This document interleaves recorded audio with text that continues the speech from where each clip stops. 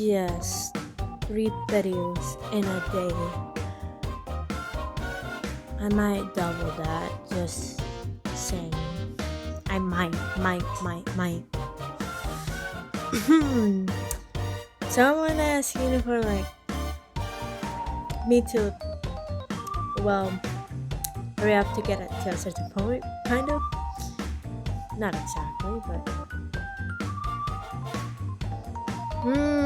motivation. Let's just say that.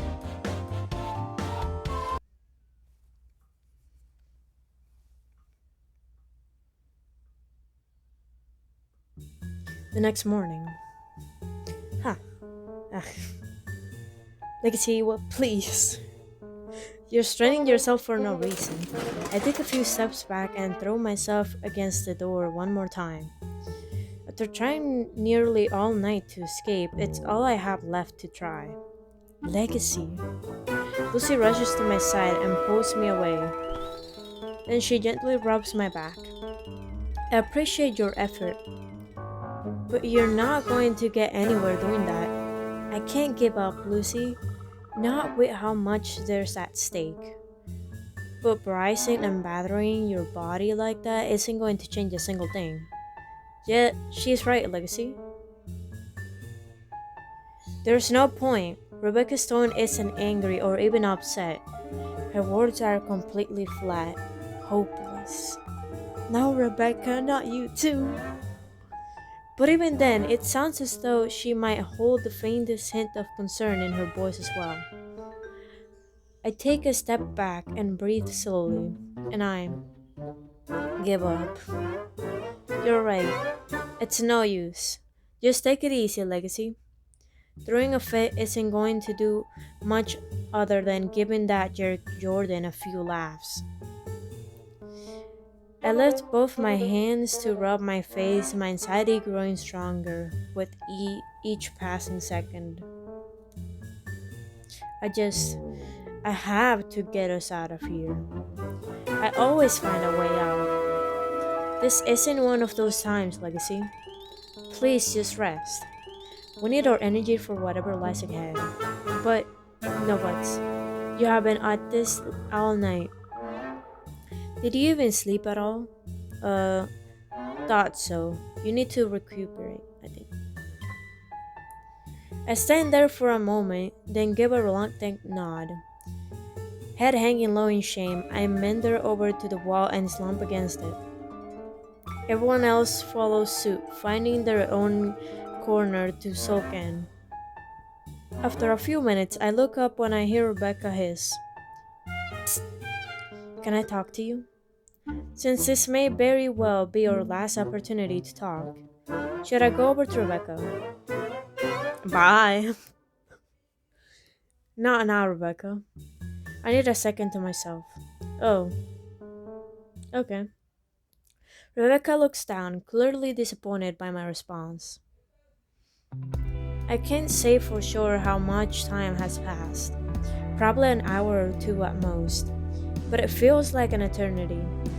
Every little noise echoing in the distance could very well be death coming to claim us. Each time, a spike of anxiety and despair runs through me. But when I hear approaching footsteps, I feel strangely calm. This must be it. That must be the guards coming to get us. I could try to fight, one last ditch effort, but there's no telling how many there are in the building. I'd probably just end up getting everyone killed faster. So luckily, I rise to my feet and step forward to meet my fate. Lucy stands beside me while Rebecca lingers behind us. By now the footsteps are almost at our cell. Here it comes. Geez, you guys look pretty down. Masako appears before us. Masako? That's me, making my secret agent debut. Or debut, yeah. I stare at her in absolute disbelief. How do you get out of your cell? With this? She proudly holds up a mundane looking fork. How? What? Rebecca steps forward, furrowing her brow. It turns out all of the cells here run on isolated security software. Normally, they'd be able to detect if one of the cells malfunctioned, but with no network between them, they'd have no idea if I were to mess with the system of just one. And once I realized that, I got to tampering. It took all night to find the correct configuration to issue the command to open the door, but I did it. I'm not going to pretend I have any idea what you're talking about or if it makes sense, but I glad to see you. Masako's already wide grin somehow gets even larger. I did it all by myself, not relying on my dad, just me. I can't help but smile at that. What did I tell you, huh? Excuse me? Shouldn't we be getting out of here before the guards come? Right, we're still in danger.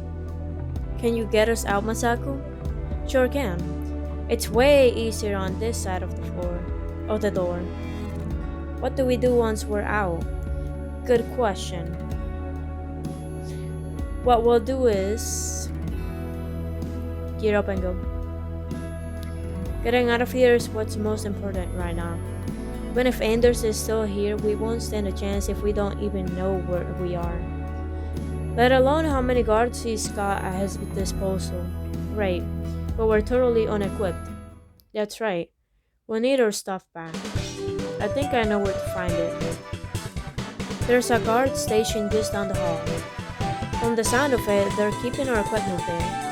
Remember hearing one of them talking about trying to get into Lucy's phone to check her pictures for... They were doing what? Wow. If it makes you feel better, I don't think they got into it. Within a couple of minutes, Misako gets us out.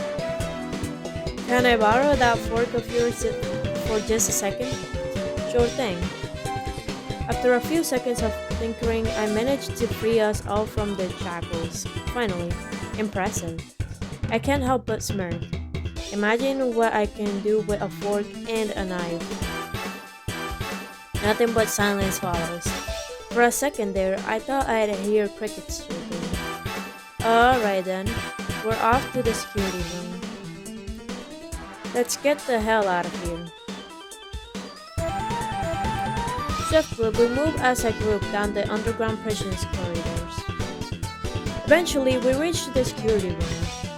Inside, we can see a single guard sitting on his desk. Just one guy. That seems a bit lax. Well, you did kill like 15 of them in 1 week. Maybe they're understaffed. Maybe. What's the best plan of action here? Stealthy approach. We'll play it safe just in case. As quickly as I can, I slowly open the door. And one by one, we creep inside.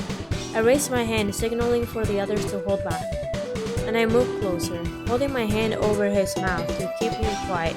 I squeeze his neck with my other arm to cut off his airflow, onto his body goes limp.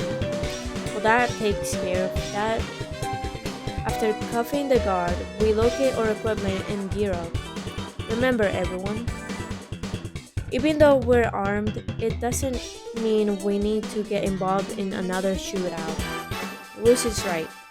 Our best bet is to get out of here quietly before they even know we're gone. Suddenly, an ear-piercing alarm goes off. Attention all units, the prisoners have escaped. Engage lockdown procedures and secure. You were saying, I guess we don't have to be quiet anymore. Lucy gives me a dull stare. Anyway, let's go. There they are. Get 'em. Run. All at once, without for the nearest door, which just so happens to lead into the stairwell. The alarm continues to blare as we shuffle quickly up the stairs. The entire compound is buzzing with activity, with a cacophony of sounds all around us as we blindly flee. Even after escaping the prison, We're greeted with a maze of hallways and rooms, each one with the same military look. Where the heck are we supposed to go? Whatever the guards aren't. And you think you're no good at improvising, Lucy? Oh, stop it. With no plan in mind, we just keep on running, doing our best to evade the guards as long as we can. Finally, we duck into a much larger room filled with black vans, and it has a massive gate blocking the only way out. Well, this is new, at least. But I don't see anywhere else to go. There's no sign of the prisoners. Units Charlie, Delta, and Foxtrot to the garage for deployment. Garage. I glance around at the fleet of vehicles. I think I have an idea. One after another, black vans file out into the streets, spreading in every direction to find us. But one of them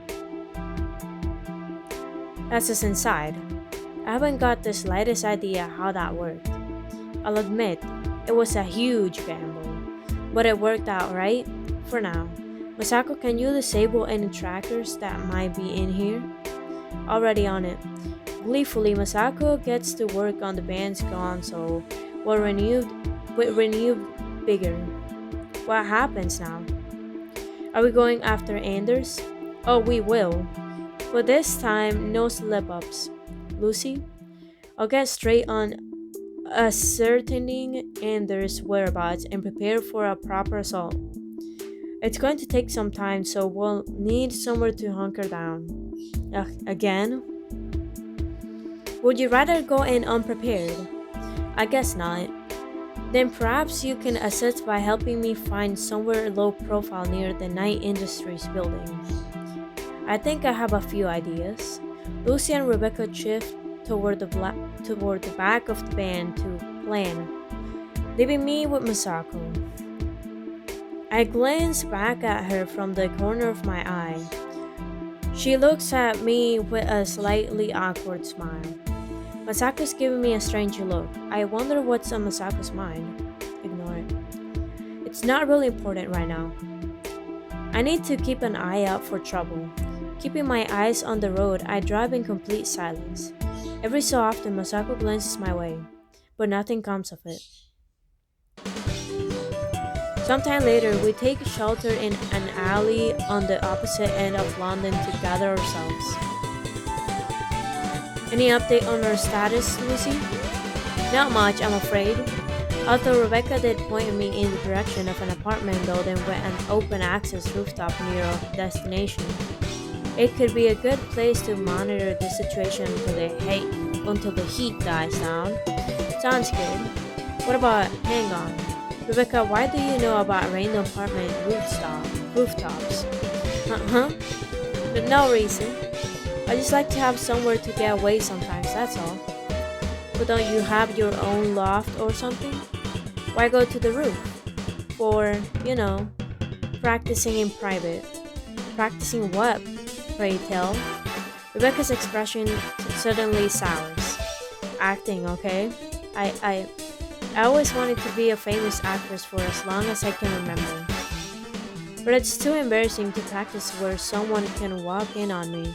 So I'd always find somewhere isolated whatever I was in the world and practice there. Becca turns almost all the way around, taking care to avoid everyone's gaze. Huh? That sounds adorable. Admirable. Hey, you should do whatever it takes to pursue what you're passionate about. Becca looks at me seemingly puzzled. You're not going to make fun of me. I wasn't planning on it, but I could if that's what you want. Oh, shut up. Can we please focus on what's important? Alright. Rebecca's right. We've got preparations to make. After all, it all ends tonight.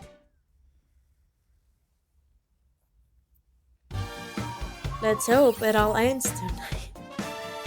Literally.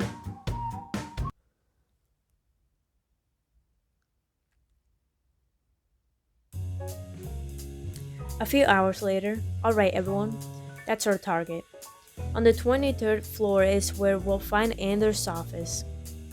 When we go in, most of the civilian employees will have already clocked out, leaving only security to deal with. And Anders presumably. How do we know he's going to be there? I have been monitoring radio chatter from the band all day. He's apparently getting everything in place for a meeting with the CEO tomorrow. Obviously, his plans aren't exactly the same now that we have escaped. But he'll be there. My dad's going to be in London tomorrow? By all accounts, it would seem so. Rebecca hesitates, growing visibly anxious. We have to stop Jordan before then. I don't want that psychopath anywhere near my dad. Don't worry. We strike as soon as the sun goes down. Masako has downloaded the floor plans on the work schedule on the security personnel. We have our way up. We have our way in, as well as several contingencies to fall back on it and contingencies to fall back on if any back on if anything goes wrong at any point in the mission. There's just something about that line that makes me stop thinking I said something wrong.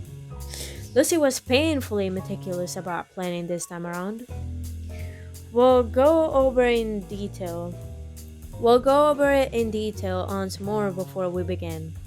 But until then, all we can do is wait. What do we do until then? Let's play a game. We could always play a game. Don't think I didn't see you pocket that game in the security room, Masako. I know you still have it. No way. I only brought single player games. And I am not going to let any of you erase my saved data. If we can be serious for just a second, I have something I want to do. And what would that be? I want to warn my father about Jordan. And let him know that I'm alright. And how do we do that without jeopardizing our plans? Or jeopardizing. Whatever. Easy. All I need to do is to go to the property we have here in London and leave him a note. The meeting isn't until tomorrow, so he shouldn't arrive until later tonight. It seems like an unnecessary risk to me. Maybe, but if we fail tonight, then I at least want my dad to know that what Jordan Anders has done. Besides, it would be reasonable to have a contingency for failure, so long as Legacy agrees. Rebecca looks at me with a hopeful, almost doe-like gaze. Rebecca has a good point. Her father should be warned. Is it worth the risk? Bro.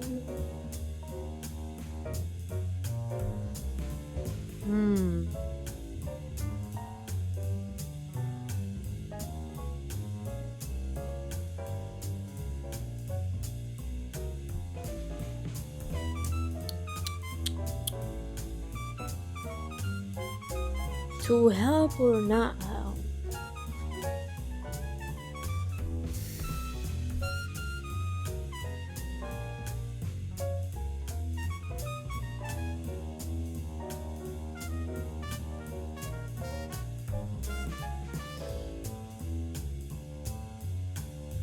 No, I refuse. I'm not sure it's a good idea. I have never been one to plan for failure. Rebecca's expression deflates, visibly disappointed. Hey, we'll be fine, Rebecca. You'll see your dad soon. I hope so. Hours later, the sun begins to set as the typical workday comes to an end. It's almost time to move. I glance around the rooftop. Lucy's on her phone, no doubt going through her notes and double-checking every aspect of the plan.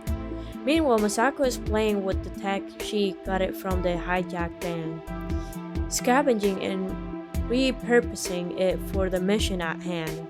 As for Becca, she's standing at the edge of the rooftop, staring at the office building. We'll be on the move any minute now.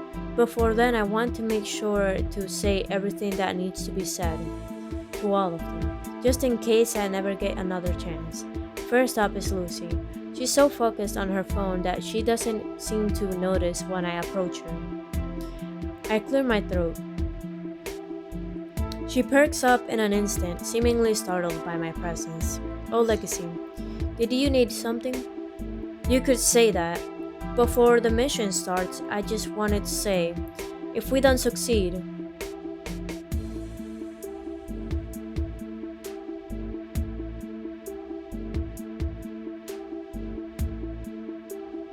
I'm glad to have known you. I'm glad that we got to know each other. It's been fun. Lucy offers a reserved smile, obviously trying to remain professional, though her shy gaze betrays her true feelings. Yes, I feel the same way, Lexi, more or less. Where's all of this coming from anyway? I never expected you to feel nervous about our mission. I wouldn't say I'm nervous exactly, I just wanted to let you know how I feel in case it doesn't go smoothly. I see. Lucy looks up at me with a gentle, genuine smile. Thank you, Legacy. I have to admit, I'm not so good at talking about my feelings. You don't say. But I trust you know how I feel about you. And not offering a smile in return. I do. I'll get out of your hair and let you finish whatever you were doing. Lucy bows her head in affirmation as I walk away. Now it's Masako's turn. Crossing the entire length of the rooftop, I find Masako in the corner working away at who knows what. How are things coming along over there? Masako shoots a thumbs up my way without so much as glancing in my direction. Aside from that, she doesn't make so much as a peep of acknowledgement.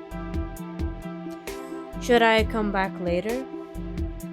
Masako's silent for a little longer, until she finishes whatever she's doing and suddenly bounces to her feet.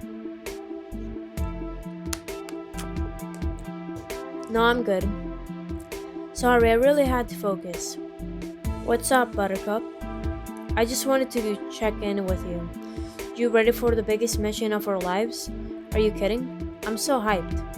Her enthusiasm catches me by surprise. Really? I mean, it's a little stressful, but it's exciting to be out in the field and to do real spy stuff like this, especially when I get to do it with you. Is that so? Misako nods eagerly. This might sound a little cheesy, but I really loved spending time together, Legacy. I won't ever forget it. And here I thought I would be the one telling her that. Masako means so much to me. What should I do? No. Pat Masako's head. I offer Masako a smile as I gently pat her head a few times. I've had fun too, Masako. Even if we almost died a few times. Masako jiggles. Yeah, that wasn't ideal.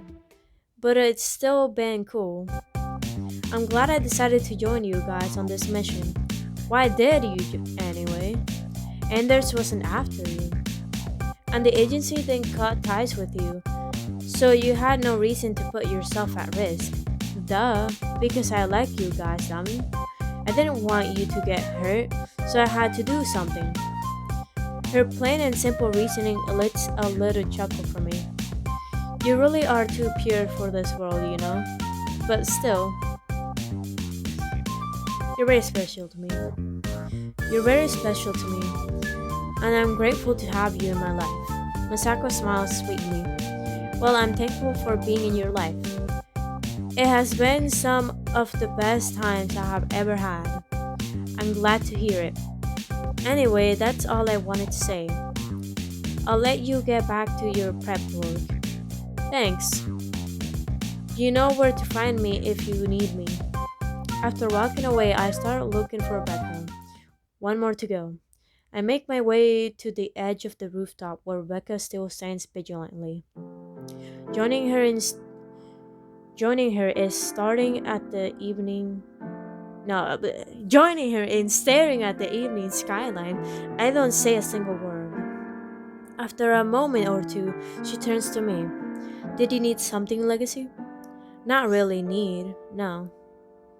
I just wanted to talk to you. If that's alright with you. Sure, I guess. A few seconds of silence pass by while I try to organize my thoughts into words. But before I can say a thing, Rebecca beats me to the punch. Do you really think we can stop Jordan with just the four of us? If we're careful, I think we have got a good chance. Why? Are you worried? A little. I mean, not only does he have the entire of Night Industries security on his side, he's got his own private security firm under his control too. I didn't even realize how big his company had become either. To have compounds like the one we were trapped in. It makes me wonder how many others he might have tried to get rid of along the way. That's a thought. I can tell Rebecca's upset. I should hug Rebecca. Nice. I try to think of comforting words, but nothing comes to mind. Turning toward her, I gingerly pull Rebecca into a light embrace, hugging her. Her body is stiff at first, but then she relaxes as she cuddles against my chest. We linger like this for a while before pulling away from one another. You know, there's a reason I'm so worried about all of this, other than fearing for our lives. Oh, Rebecca closed her eyes for a moment as though visualizing something. You probably know this already, but Night Industries is relatively young as far as mega corporations go. It only began about, I think it's been 16 years pretty soon. I do remember it sort of coming out of nowhere. 10 years ago, it was barely a blip on America's map. Now it's everywhere. Rebecca nods. My father built it from the ground up and invented all of the money he managed to save up over the years. But before that, we were practically broke. My mother died shortly after I was born, so it was just me, him, and whatever family would lend their support. Needless to say, we lived a pretty basic life. We spent money only when it was absolutely necessary. Aside from the occasional day that we'd treat ourselves to the local restaurants. Sounds like it was difficult. We got by. Anyway, without boring you with all the details, Night Industries grew to become an absolute titan. And before we knew it, our lives completely changed. Rebecca glances down at her necklace, idly picking at it with her index finger. Looking back, I guess I ended up going a bit overboard once we had money to burn. But that's beside the point. The point is, I don't want to see everything my father worked so hard for ruined by that cycle. Rebecca's fingers curl around her necklace, clenching tightly enough to nearly snap the thing off. He won't, Rebecca. We're going to make sure of that. She exhales a sharp breath through her nose and then smiles at me. Thanks, Legacy. You know, you're not as bad as I thought you were when we first met. I raise my eyebrow and smile. What can I say? I try. I'm going to make sure we're ready to move. Let me know if you need anything, alright? Thanks, but I'm fine. Do what you need to do. Her gaze immediately turns back to the building in the distance, and as I walk away, I take one last look over my shoulder. There's no doubt that she has a lot on her mind. After all, she has so much more at risk than the rest of us. We're all risking our lives, but Rebecca, everything her father has built is at stake. And if we fail tonight, She won't be around to stop Anders. Well, let's hope not. We don't fail. Oh, god damn! I was quick this one time. Sheesh. All right. See you guys.